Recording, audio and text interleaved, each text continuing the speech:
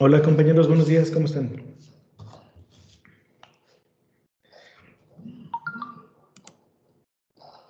Buenas tardes, profe. Tardes ya, ¿verdad? Se me olvida que son las 12. Muy bien, vamos a dar inicio a la sesión del día de hoy. El día de ayer comenzamos a ver las funciones exponenciales. Por aquí tenemos el resumen de lo que vimos el día de ayer. Este archivo ya se lo subí a la plataforma de Teams. Entonces, todo lo que veamos en todas las sesiones, ahí lo vamos a ir subiendo en Teams, ¿no? Vimos la definición de la función exponencial, hicimos un repaso de las leyes de los exponentes, se hicieron algunos cálculos sencillos para calcular la exponencial, por ejemplo, en un modelo de crecimiento de bacterias, y qué propiedades en general tenía la función exponencial. Hicimos algunas gráficas para comparar cómo cambia o cuál es el comportamiento de una función exponencial. Si la base es más grande que 1, la función es creciente. Si la base está entre 0 y 1, la función será decreciente. Esto se transforma también a una base mayor que 1, pero con exponente negativo. Es equivalente. Y bueno, pues el tema que vamos a ver el día de hoy es el interés compuesto. Esto del interés compuesto es un tema de matemáticas financieras. En el libro viene en la página 186 o en la página 203. ¿Cuál es la idea detrás del interés compuesto? ¿Qué es lo que lo hace funcionar o cuál es el, digamos, pues el concepto clave del interés? En general, el interés de lo que se trata es de saber que el dinero cambia de valor con el tiempo. Nosotros podemos tener un billete de 100 pesos y pensar que ese billete pues siempre va a valer 100 pesos. La denominación pues sí, siguen siendo los 100 pesos, pero el valor más bien está tomado en cuenta con lo que tú puedes comprar con ese billete de 100 pesos. Y lo que puedes comprar con 100 pesos hoy no es lo mismo que lo que podías comprar hace un año, o hace 5 años, o hace 50 años. Entonces, con la misma denominación de la moneda, el poder adquisitivo de cada uno del valor del dinero, pues es diferente, ¿no? Entonces, cuando tú pides prestado, tienes que pagar la cantidad que te prestaron, más una cantidad que se le llama interés, que toma en cuenta el cambio de valor que tuvo ese dinero durante el tiempo que te lo prestaron. Hay varias formas de calcularlo. La más fácil se llama el interés simple. Vamos a suponer que tú inviertes 1,000 pesos en una cuenta que tiene interés simple y te da 10% cada año. Lo inviertes durante un tiempo de 10 años. Entonces tú tienes 1,000, el 10% de 1,000 en un año, pues vas a ganar 100 pesos. El primer año ganas de intereses 100 pesos. El segundo año, otra vez tienes tus 1,000 pesos, te dan el 10%, vuelves a tener otros 100 pesos, ya tienes en total 200 pesos de intereses. Para el tercer año lo mismo, ganas otros 100 y al final obtienes 300 pesos en total de intereses, más los 1,000 que ya tenías. Entonces, después de 10 años vas a obtener 100 pesos por cada año multiplicado por 10, van a ser 1,000, más tu inversión de 1,000 pesos, ya tienes 2,000, ¿no? Lograste duplicar tu inversión en un tiempo de 10 años. Ok. Entonces, eso se llama interés simple. ¿Cuál es el interés compuesto? El interés compuesto es,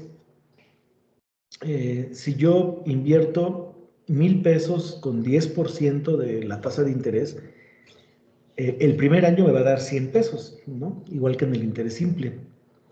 Pero para el segundo año la cosa cambia. Los intereses que yo gané durante el primer año, que son 100 pesos, se van a invertir como parte del capital. Entonces, en el segundo año no tengo 1,000 pesos, tengo 1,000 más los 100 que me gané de intereses en el primer año. Entonces, el capital sería de 1,100. Esos 1,100 van a ganar intereses después de un año, el 10%. El 10% de 1,100 pues son 110. Y esos 110 se le van a sumar a los 1,100 que ya tenía, ¿no? Y así de forma sucesiva. Entonces, ¿cuánto voy a tener al finalizar los 10 años? Bueno, aquí yo tengo en este programa del Maple, vamos a ir haciendo algunos de los cálculos.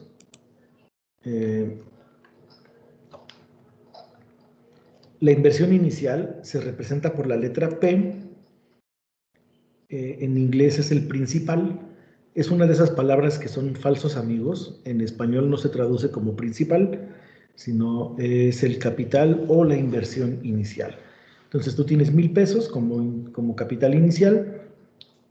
El tipo de interés, fíjense la palabra aquí, tipo, cuando se maneja un tipo de interés siempre está dado en forma de porcentaje. Así es como se maneja con los clientes. Cualquier instrumento de crédito para la compra de un automóvil o para una tarjeta de crédito o en una tienda departamental o lo que sea, te van a decir cuánto es el tipo de interés. Aunque ellos le llaman la tasa, realmente en matemáticas financieras a eso se le llama el tipo de interés y siempre está dado en porcentaje. La tasa de interés es cuando este porcentaje se convierte a decimal. En matemáticas financieras a eso se le llama tasa. En este caso la tasa es del 10%, que equivale, o sea, 10%, perdón, es el tipo de interés, que convertido a decimal es 0.10 o 0.1. Le puedes poner una sola cifra decimal porque la siguiente es 0, pero si le pones 0.10, pues es un equivalente. Entonces vamos a hacer aquí una tabla. Vamos a construir una tabla donde está el tiempo y el monto acumulado. Entonces el tiempo inicialmente pues es 0. Al tiempo 0 pues nada más tienes lo que tú invertiste, 1,000 pesos, ¿sí? No ha transcurrido ningún día ni nada, tú apenas acabas de abrir tu cuenta con estos 1,000 pesos y te dicen que te van a dar un 10% de intereses, equivalente al 0.10 anualmente, ¿no? Las tasas de interés o los tipos de interés, a esta se le llama tasa nominal, siempre es por año.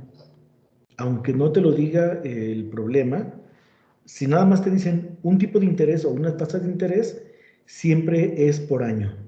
Es una tasa nominal. ¿Sale? Bien, entonces, transcurrido un año, ¿cuánto tengo acumulado?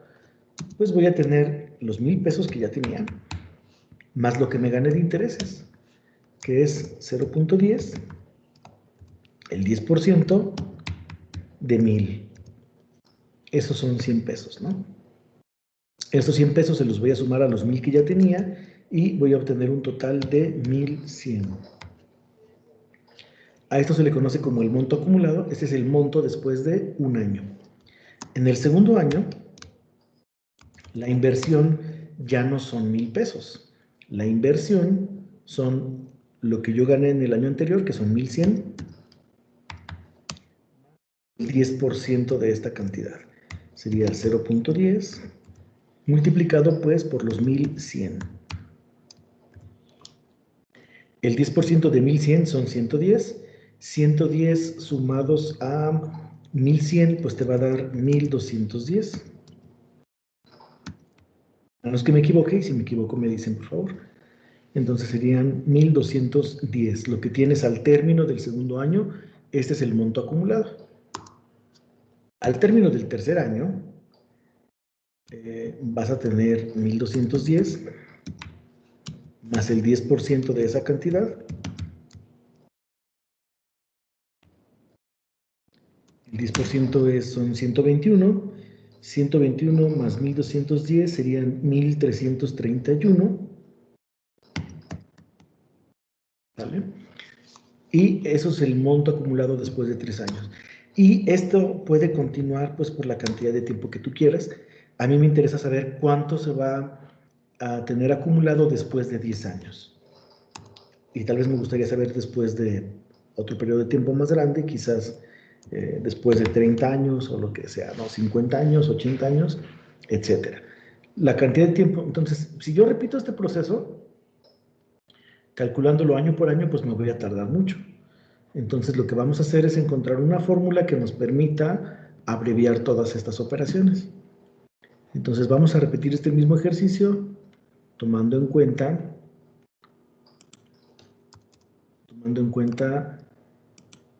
de manera simbólica las cantidades, ¿no? Al inicio, recordemos que inicialmente el tiempo vale 0, el monto acumulado que yo tengo, de forma simbólica, pues es P, es la cantidad inicial, ¿no? En un inicio solamente tenemos la inversión. Cuando transcurre un año, voy a tener lo que yo invertí, que es P, más lo que gané de intereses, que es R, es la tasa de interés multiplicado por P, que fue mi inversión. Esta fue la operación que hicimos acá arriba, ¿no? R por P, para obtener cuánto se obtiene, cuánto es la parte de intereses sumado al capital, y eso es lo que vamos a hacer. Entonces, pero acá de manera algebraica o de manera simbólica, como ya sabemos álgebra, vamos a factorizar la P, que es un factor común. La P multiplica, el primer término queda solamente 1, P entre P nos va a dar 1, luego viene un signo más, R por P dividido entre P, pues me va a quedar nada más la R. Ahora que estamos bien, multiplicamos nuevamente, ¿verdad? P por 1, pues me va a dar P, más P por R, pues me va a dar R por P, que está acá, es lo mismo. Entonces ya me quedó así la factorización del primer año. Este es el monto acumulado que tengo después de un año. ¿Qué pasa cuando transcurre el segundo año? La cantidad inicial que se invierte en el segundo año, pues es lo que yo tenía anteriormente, P por 1 más R, más lo que gané de intereses, que es R, multiplicado por esta misma cantidad, que es P por 1 más R. Como ya sabemos álgebra, de la misma manera vamos a sacar factor común. Ahora el factor común es la P, aparecen los dos términos, pero también hay un factor polinomio, 1 más R, que aparece en ambos términos. Entonces el factor común es polinomio, ¿no? Es P por 1 más R. Por común, y se va a multiplicar. Para el primer término, dividimos P por 1 más R entre el término común, P por 1 más R, pues me va a quedar 1. Luego viene separado con un signo más, y el segundo término, al dividirlo entre el común, P por 1 más R, se cancela este P por 1 más R, y solamente me queda una R, que la voy a poner acá, 1 más R. Entonces, pues me doy cuenta que me quedó 1 más R por 1 más R, que no es otra cosa que 1 más R al cuadrado. Ahora lo voy a poner en modo matemático para poder escribir el exponente. P por 1 más R, y eso está elevado al cuadrado. ¿Sale? Ya tengo cuánto se obtuvo en el segundo año. Este es el monto acumulado después de 2 años. Y si yo lo repito para el tercero, voy a obtener de manera similar algo como esto, ¿no? Lo que yo tenía, más lo que gané de intereses, vuelvo a sacar el mismo proceso, vuelvo a sacar el factor común, que es P por 1 más R al cuadrado, y me va a quedar otra vez un factor 1 más R, y al final de cuentas me va a quedar P por 1 más R, pero ahora elevado al cubo. Y entonces pues me doy cuenta que si transcurren una cantidad T de años, el monto acumulado va a ser igual a P por 1 más R elevado a la T, donde esta T representa el tiempo en años, R es la tasa de interés, P es la inversión inicial y M es el monto acumulado. Entonces, les voy a pedir que si tienen a la mano su calculadora, o si no, pues vayan por ella, y vamos a calcular cuánto, sin hacer todo este proceso que tenemos acá arriba, cuánto tendríamos acumulado después de 10 años. La fórmula que acabamos de encontrar aquí, que todavía no es la fórmula definitiva del interés compuesto, ¿no? Entonces, aquí sustituyan las cantidades, yo lo debo de tener por acá, aquí está, Después de 10 años yo tengo 1000 por 1 más la tasa, que son 0.10 elevado a la 10, porque son 10 años. ¿Cuánto les da esta cantidad? Si me dicen, por favor.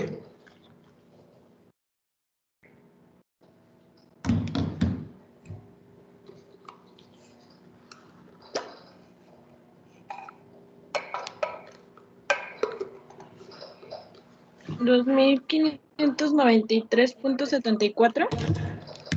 1593.74. Gracias.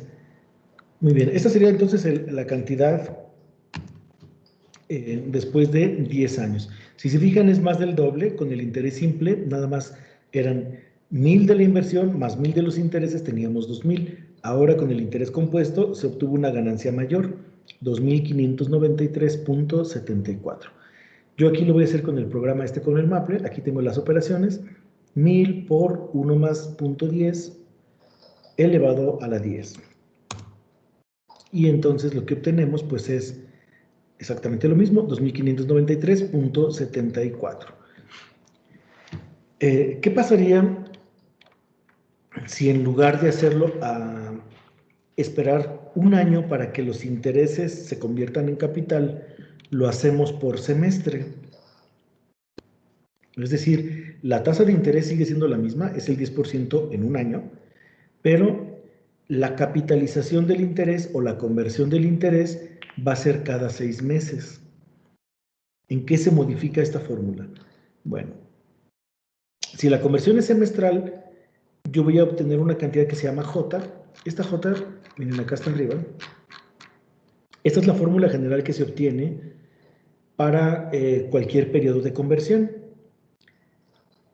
La tasa nominal, que siempre es por año, la R, se va a dividir en cuántos periodos de conversión tengo. Si la tasa es de 10% por año, y lo vamos a dividir en semestres, tengo 2 semestres en un año, ¿cuánto le corresponde a cada semestre? 5% de un año y 5% del otro. En total va a ser el 10% al año.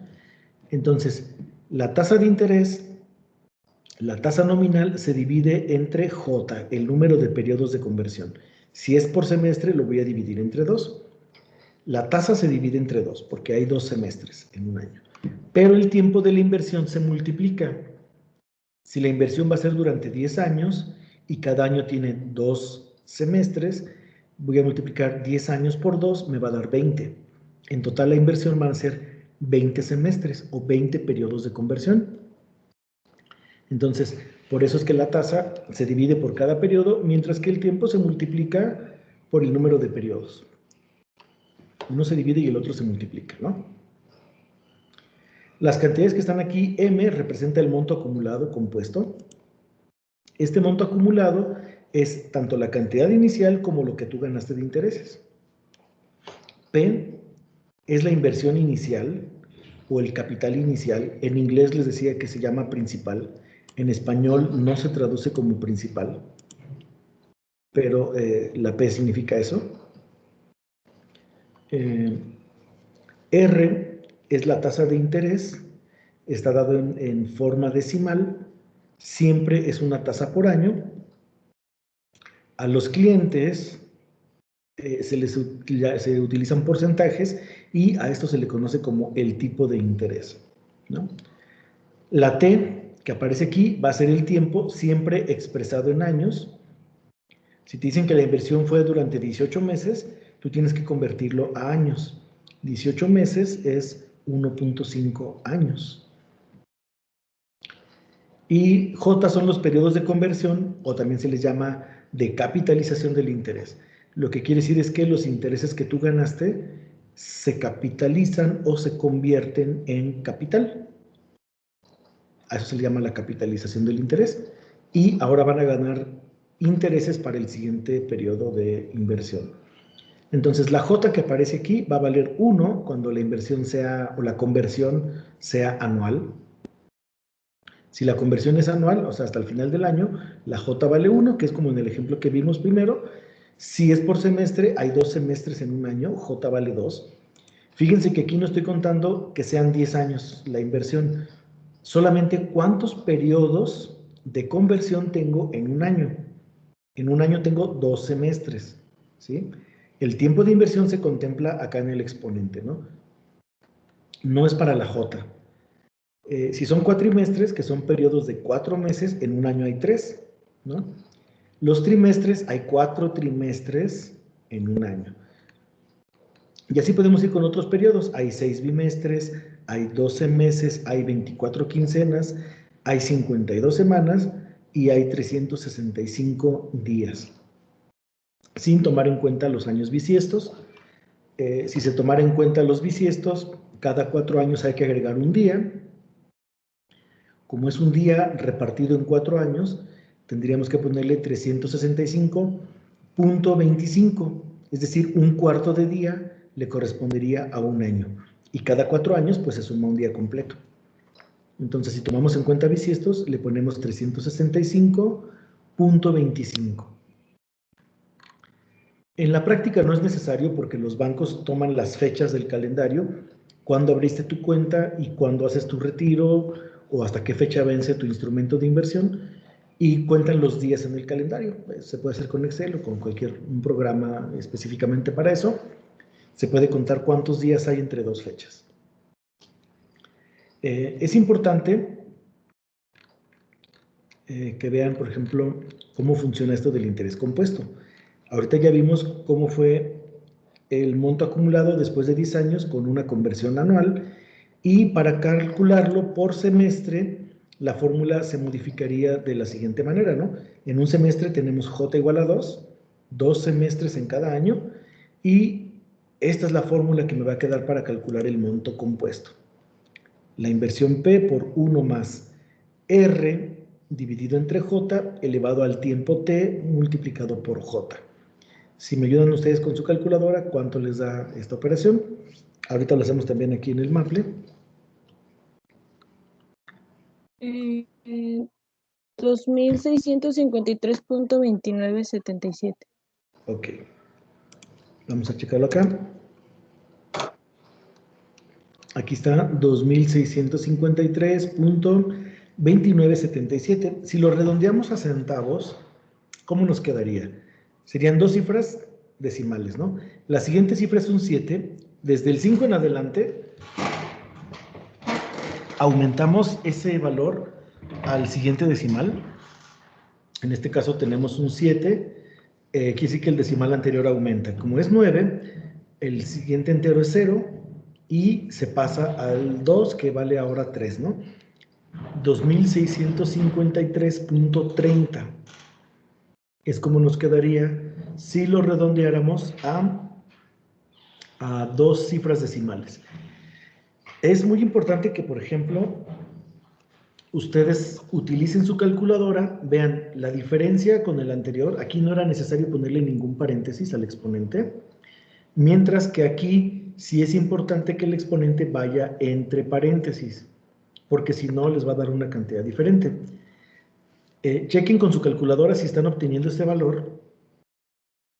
Y a lo mejor me vas a decir, bueno, ¿y por qué con la calculadora? Si pues lo puedo hacer con la computadora, aquí tengo, no sé, el Excel. Yo le puedo meter la fórmula del interés compuesto al Excel y me va a dar el valor. O le puedo meter, pues no sé, una calculadora que tengo aquí en Windows, que tiene matemáticas financieras, y me puede calcular interés compuesto, me puede calcular valor futuro, valor presente, anualidades, etc. Bueno, la idea de que utilicen ustedes ahorita su calculadora es cuando se vayan a graduar,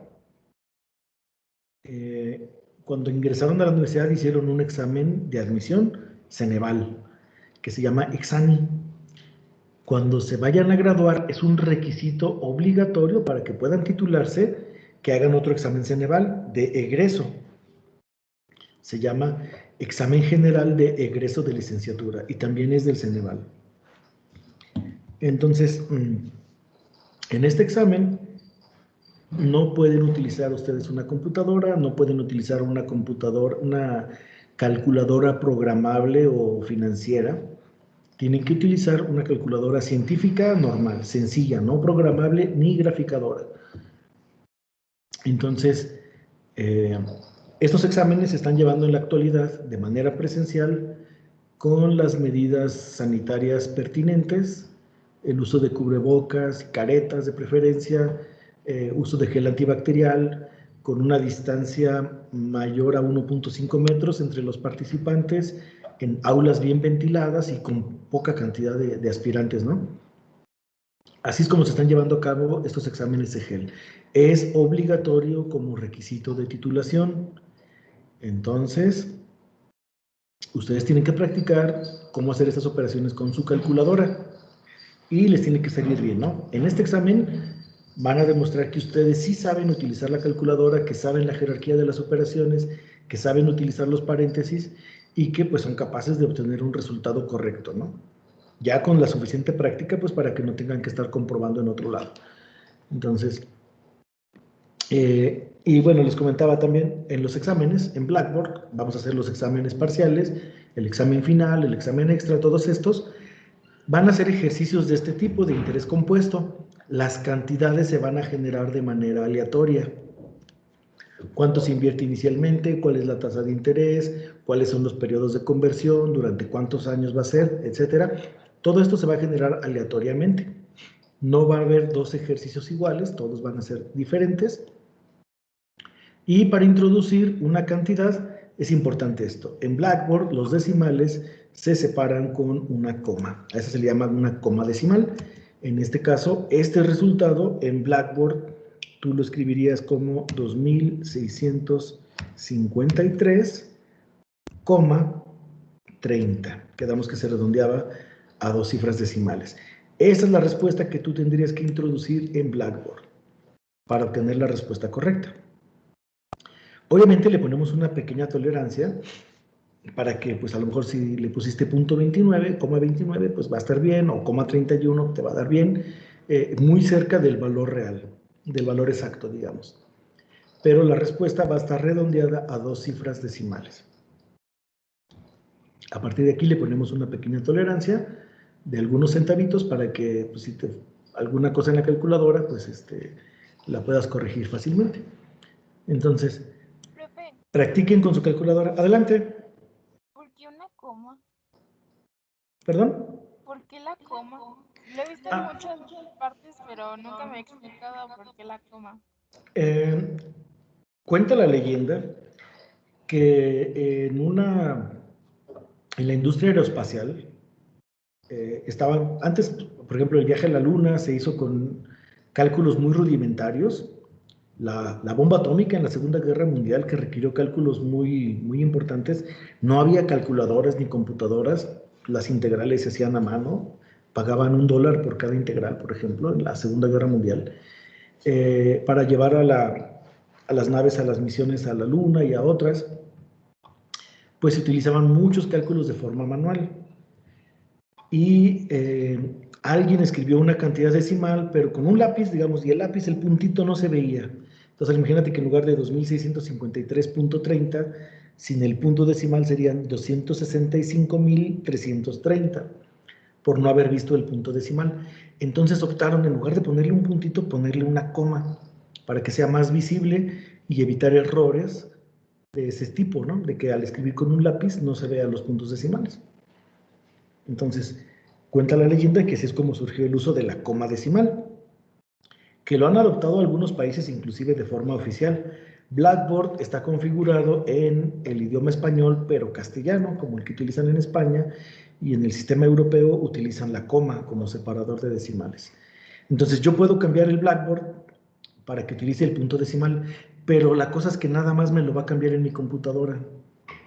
Cada quien, o sea, también los estudiantes tendrían que hacer ese cambio en la configuración.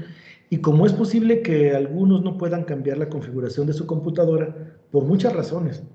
A veces la computadora es del papá del trabajo y no le puedes modificar ni instalar programas ni cosas por el estilo. Entonces, para evitarnos problemas de que unos sí lo puedan configurar y otros no, vamos a adoptar la configuración que ya trae por default Blackboard, que es con coma decimal. De todas maneras, yo checo en su evidencia y checo su respuesta. La única cosa, lo que va a pasar es que si tú le pones un punto decimal, pero la respuesta está correcta, Blackboard te la va a poner mal y al término de tu examen dices, híjole, me saqué un 4. Cuando yo checo tu evidencia, bueno, voy a decir, es punto decimal, pero es la coma, el error, te la voy a poner bien, etcétera. Al final tenías un 8, un 9, no sé. ¿sale? Pero si ustedes quieren saber desde el principio cuánto sacaron, pónganle coma decimal y así Blackboard les va a calificar bien y ya les va a dar una calificación correcta desde el inicio. Entonces, nada más por esa es la razón, ¿sale? Sí, de nada. Vamos a hacerlo, por ejemplo, si la conversión... Bueno, antes de avanzar, ¿sí se fijaron en qué cambió cuando se hizo por semestre? Cuando se hizo por año era 2.593, lo cual ya es mayor que en el interés simple, pero si la conversión la hacen por semestre en lugar de por año, también aumentó de 2.593 a 2.653. Entonces, si los periodos de conversión son más pequeños, en lugar de cada año, cada 6 meses, o cada mes, o cada semana, o cada día, va a ir aumentando esta cantidad. En el siguiente ejemplo, si la inversión es cuatrimestral, J vale 3. Entonces, les decía, es bien importante que vean si ustedes están obteniendo las cantidades correctas con su calculadora. Si a alguien le está saliendo un resultado diferente, me dice, por favor. Porque el problema probablemente sea en la parte del exponente. Miren, aquí les voy a poner, lo voy a repetir. Si yo tuviera que meter esto en una calculadora, pues depende del modelo de calculadora que tengan.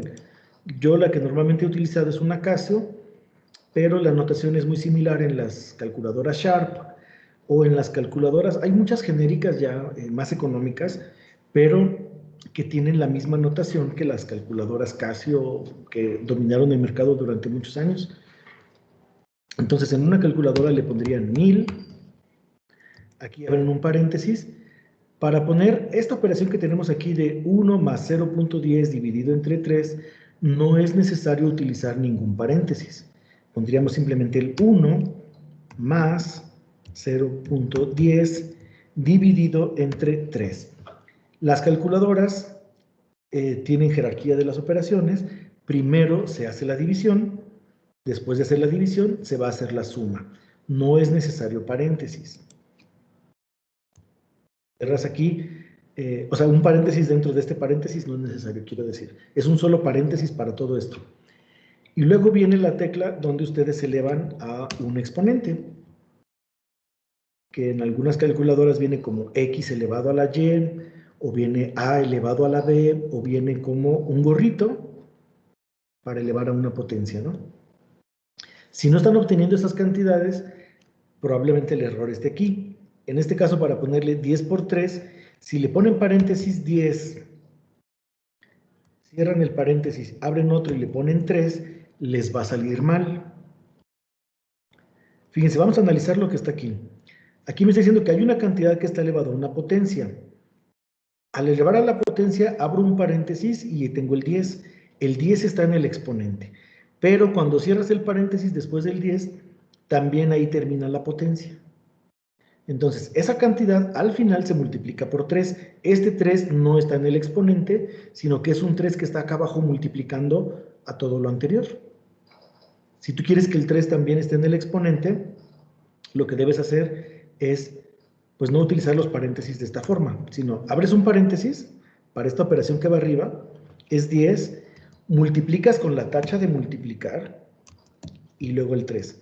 Que tiene un nombre, no me acuerdo cómo se llama, en la clase anterior no me acordé, creo que se llama aspa, es esta tacha para multiplicar, es 10 por 3, y ahí cierras el paréntesis. Entonces ahora sí, va a efectuar la operación 10 por 3, nos va a dar 30, y esto va a estar en el exponente, ¿no? A lo mejor tú dirás, profe, pero pues para mí es más fácil hacer esta multiplicación mentalmente, 10 por 3, 30, y pues le voy a poner aquí directamente 30 en mi calculadora. Lo puedes hacer, lo cual pues no está mal. Pero imagínate que el cálculo del interés sea diario, que fuera 8 años por 365 días, pues mentalmente ya no es tan fácil hacer la operación. Entonces, es importante que practiques con la calculadora cómo se obtienen estas cantidades. Bien, entonces, al hacer esto, ¿cuánto le salió? ¿Alguien ya lo hizo? 2.674.31. Gracias. Aquí está, 2.674.32. Si lo redondeamos a 2 cifras decimales, hasta los centavos. ¿Sale? Entonces, eso quiere decir que, bueno, estás introduciendo correctamente las cantidades en tu calculadora. ¿Sale? Verifiquen, por favor, si no tienen la calculadora a la mano, no dejen pasar esto, anótenlo por ahí en una hojita y en cuanto tengan su calculadora, practiquen a ver si están obteniendo esa cantidad, ¿no? Si alguien obtiene una cantidad diferente, pues me dice, porque probablemente hay un error sencillo que se puede corregir ahorita. No se queden con esas dudas, con la pena de que, ay, es que no sé usar mi calculadora. Pues todos estamos aprendiendo, unos sabemos unas cosas, otros sabemos otras, ¿sale? La idea es que al final todos sepamos, pues, de este curso usar una calculadora. Profe, Adelante. por ejemplo, yo ahorita, o sea, no tengo una calculadora científica, apenas pues voy a comprar una. Sí. Pero, por ejemplo, ahorita le puse en Google así, calculadora científica. Sí. Y me acordé de, o sea, por ejemplo, a la hora de cuando está entre el paréntesis el 1 más 0.10 entre 3, para poner el entre 3 utilizo el botón de la división, o tengo que usar como esa rayita. Sí, puede ser. Hay un símbolo para dividir que es como una rayita con un puntito arriba y un puntito abajo, una rayita horizontal. No es necesario introducirlo. Esta barrita sirve para dividir. Donde está el teclado numérico, si tienes un teclado extendido con teclado numérico, viene la suma, la resta, la multiplicación, la división, viene con la barrita. Y si no, donde está el 7, está la tecla con el Shift 7, está la línea de división, ¿no? Esta diagonal, hay una diagonal invertida que se utiliza para las direcciones de internet, esta es la diagonal normal, digamos, sirve para dividir, con eso es suficiente. ¿Sí? Okay, y les digo, gracias. Sí, en cuanto puedan, consíganse una calculadora, digo, pues para que practiquen, digo, a veces entre hermanos se la pueden prestar o quizás algún vecino, algún amigo, algún familiar tenga una, a lo mejor ya terminó de estudiar y por ahí tiene su calculadora, pues que se las venda más barata o no sé, ¿verdad? Pueden así buscar opciones también económicas. Hay unas calculadoras muy, muy caras, científicas, graficadoras y todo el rollo, pero búsquense una sencilla porque a final de cuentas es la que les van a pedir en el EGEL. No les van a dejar utilizar una calculadora muy, muy, que tenga muchas funciones.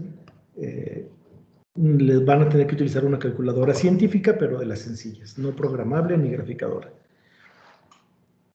Y pues bueno, entonces, así, adelante.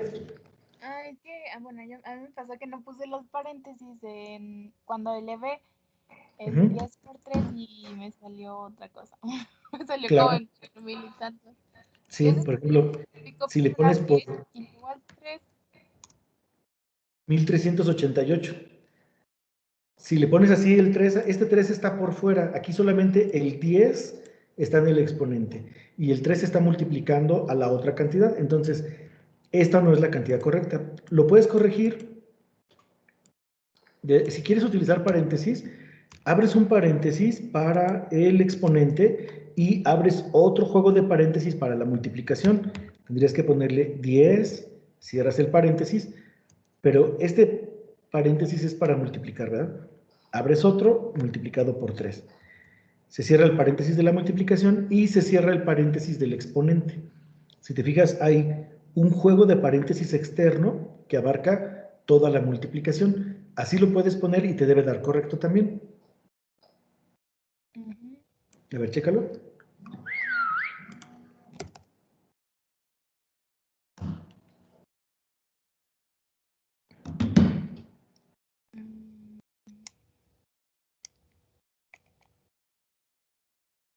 Ya te debe de salir 2674, ¿sale? Sí, ya. Ok. Entonces, eso tómenlo como nota muy bien, porque cuando hagan su examen, pues les tienen que dar esas cantidades, ¿no? Si no, se los van a poner mal. Entonces, bueno, déjenme, ¿cómo andamos de tiempo? Ya se nos está acabando el tiempo. Uno más, si lo hacemos el cálculo diario, tendríamos que dividir la tasa de interés entre 365 y el tiempo se multiplica por 365. Si lo hacemos por día, se obtiene 2.717.91. Si se fijan, esta cantidad va aumentando. Entonces, yo me podría preguntar si esta cantidad, en lugar de hacerlo por día, lo hago por hora, o lo hago por minuto, o lo hago por segundo, o lo hago por una fracción de segundo, una décima, una milésima, uno pensaría que esta cantidad va a crecer infinitamente, pero realmente no es así. Esta operación tiene un límite. El valor límite, cuando haces intervalos de conversión infinitamente pequeños, lo que se obtiene es el número e, la base de los logaritmos naturales, la base de la exponencial natural, eso de e a la x, cuando usamos la exponencial, esa e tiene ese valor de 2.71 y cacho, ¿no? Pero en el límite, cuando estas cantidades son infinitamente pequeñas. Aquí todavía este número no es igual a la e. Bueno, aquí sería la e multiplicada por 1000, ¿no? Entonces, en el valor límite, este tipo de operaciones vale el número e. La constante de Euler, la base de los logaritmos naturales, o la base de la exponencial natural. Lo que sí se pueden dar cuenta es que si los periodos de conversión son más pequeñitos, va aumentando la cantidad. Esto es muy importante cuando ustedes soliciten un crédito. Por ejemplo, si te quieres comprar un celular y pues vamos a poner que el celular cuesta 10,000 pesos y te dicen que la tasa de interés pues es de el, no sé, 12%, 15%, lo que sea. Ten en cuenta que esa tasa que te están dando es anual, pero los intereses se calculan en una base diaria. Entonces, hacen cortes por cada mes, cuentan cuántos días hubo en este periodo, 30 o 31 o 29, 28, no sé. Y donde hacen el corte, pues te van a calcular la cantidad de intereses y se va acumulando con la deuda. A final de cuentas, pues tú pagas más del 10% en un año. Llegas a pagar cantidades que van, lo que tienes que fijarte es cuánto vale el CAT, el costo anual total. Eso te lo tienen que dar en todos los instrumentos de crédito que te den.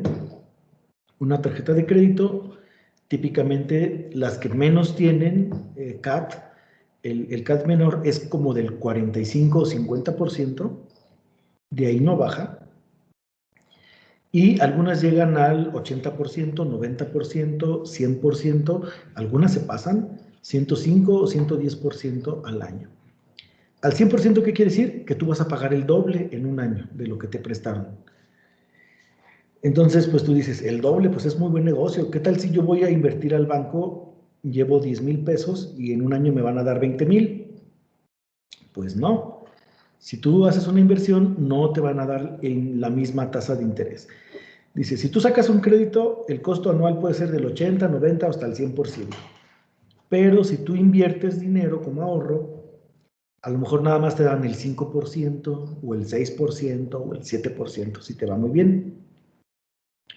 Hay algunos instrumentos de inversión a plazo fijo, como los CETES, por ejemplo, donde no puedes disponer de tu dinero por cierta cantidad de tiempo y a lo mejor te dan un 10% de intereses. Eso es típicamente, esos números es lo máximo que te va a dar una inversión en un banco.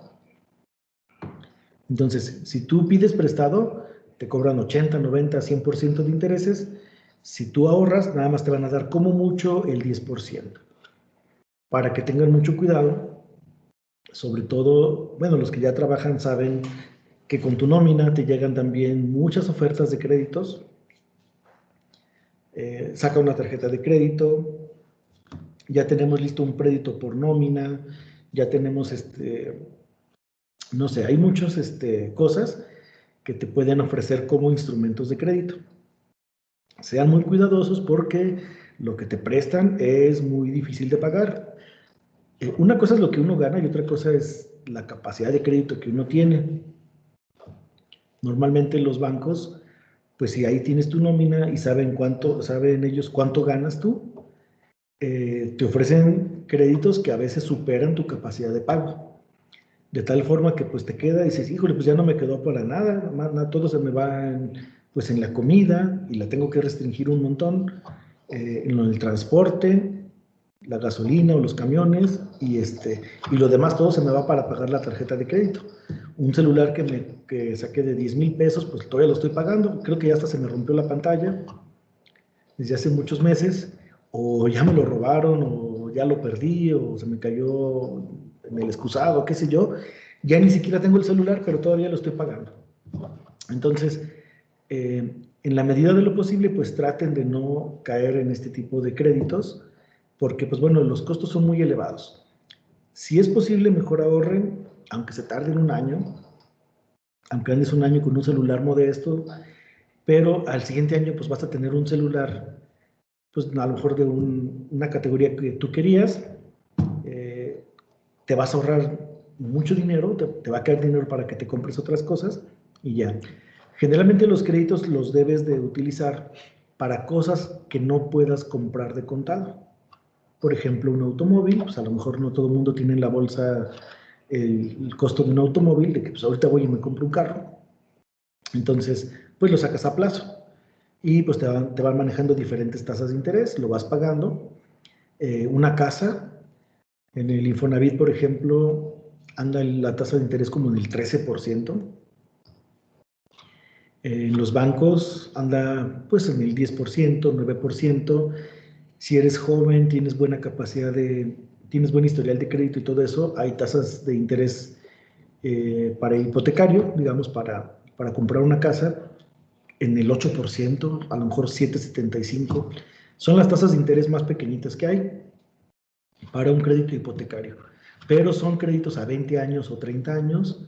A final de cuentas, de todas maneras, pagas 2 o 3 veces el valor de tu casa. Pero pues les digo, son cosas que es muy poco probable que a veces tengamos la mayoría el dinero suficiente para ahorrar y comprarse una casa de contado. Entonces, puedes utilizar esos créditos para ese tipo de cosas, ¿no? Y además, siempre que puedas, aunque tengas tu casa, haces un ahorro y al final del año, a lo mejor una parte del aguinaldo la destinas para abonar al capital de tu casa y eso te baja mucho el tiempo de la inversión, ¿no? En lugar de pagarla en 30 años, a lo mejor la acabas de pagar en 12 años, en 14 años o menos, ¿no? En 10 años. Pagas mucho menos de intereses y te ahorras pues dinero. Te queda para comprarte otra casa si tú quieres. Entonces ya vas haciendo un patrimonio y cosas por el estilo, ¿no? Entonces les digo, es muy importante porque no tenemos una cultura financiera o una educación financiera. Estas son materias que se deberían dar en la primaria, ¿no? O en la secundaria, empezarte a manejar, pues en un simulador, ¿verdad? Así como la tiendita de la escuela, una cooperacha, mira, si hoy pides fiado una torta y un refresco, después de un mes, ¿cuánto vas a pagar? Pues ya debes lo de 2 tortas y 3 refrescos, o qué sé yo. Y te vas dando cuenta que, pues, ese tipo de microcréditos, pues, no son tan convenientes, ¿no? Hay gente que, pues, no tiene otra opción.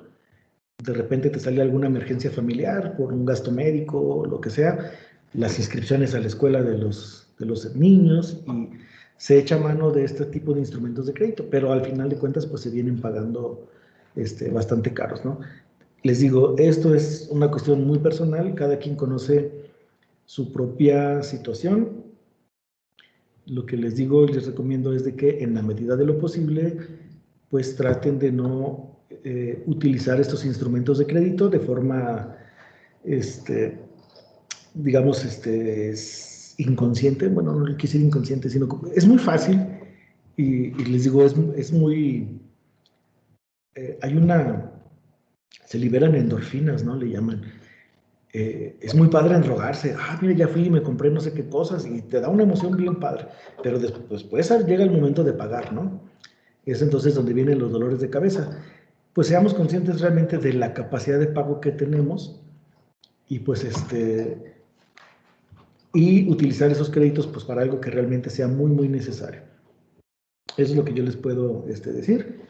Y les digo porque yo ya pasé por eso, yo ya duré un montón de años endeudado, ya terminé de pagar mis créditos, pero me costó un montón. O sea, ahorita no tengo ni una tarjeta de crédito. Solamente estoy pagando lo de la casa, es lo único que tengo como deuda. Pero les digo, nadie experimenta en cabeza ajena, como dicen, hasta que nos pasa. Y les puedo decir que pues a mí me pasó así, yo estuve batallando mucho tiempo para pagar un montón de cosas y pues ya terminé. Y esa experiencia pues se las puedo pasar. Entonces, bueno, algo más, creo que es todo lo que teníamos que ver el día de hoy. Ya para finalizar, ya se nos acabó el tiempo. Estamos ya justamente al final de la clase. Lo que acabamos de calcular se llama monto compuesto o monto acumulado. El interés, realmente el interés es solamente cuál fue la ganancia neta de intereses. Se calcula con el monto acumulado menos lo que tú tenías invertido inicialmente. Por ejemplo, en el ejemplo que vimos después de 10 años, tenías 2,500 pesos, por ejemplo. Pero al inicio, 1,000 pesos ya eran tuyos. Entonces, los intereses, solamente el puro concepto de interés son 1,500. Lo que vas a hacer es agarrar el monto acumulado menos lo que tú invertiste inicialmente. Eso te va a dar tu ganancia neta de intereses. Entonces, el monto acumulado menos el capital inicial son los intereses. Y la fórmula, pues es igual, es la fórmula del monto compuesto menos la inversión inicial, que es la P, se factoriza la P y te queda esta fórmula. No es necesario que te aprendas esta fórmula, simplemente con que recuerdes el concepto. El monto acumulado menos la inversión inicial me va a dar el interés compuesto. Por ahí en las tareas, en algunos ejercicios te piden calcular el monto compuesto, en otros te piden calcular cuánto fue lo que ganaste de intereses. Solamente el interés compuesto. Entonces, así es como se tendría que calcular. Este archivo también se los voy a subir ahí a Teams. Ya está también el de la clase del día de ayer. Aquí viene también otro ejemplo. Esto lo hicimos en el semestre anterior. Aquí es un ejemplo diferente. Aquí la inversión era nada más durante 5 años. Pero pues bueno, aquí vienen las operaciones igual, ¿no? Para cuánto fue el monto acumulado durante 5 años. En el que vimos fue a 10 años. Y para que practiquen con su calculadora. No sé si tengan alguna otra duda o algún comentario antes de retirarnos.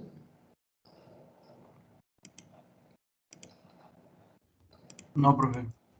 ¿Sí? No, todo Solamente bien. Profe. Muy bien. Entonces, pues bueno, nos vemos el día de mañana. Cuídense mucho y pues que estén muy bien, ¿sale? Nos Sí, vemos. profe. Gracias. Muchas gracias, profe. Gracias, Hasta mañana. Ay, profe, gracias. Gracias, profe. Bye. Gracias. Bye. Gracias, profe.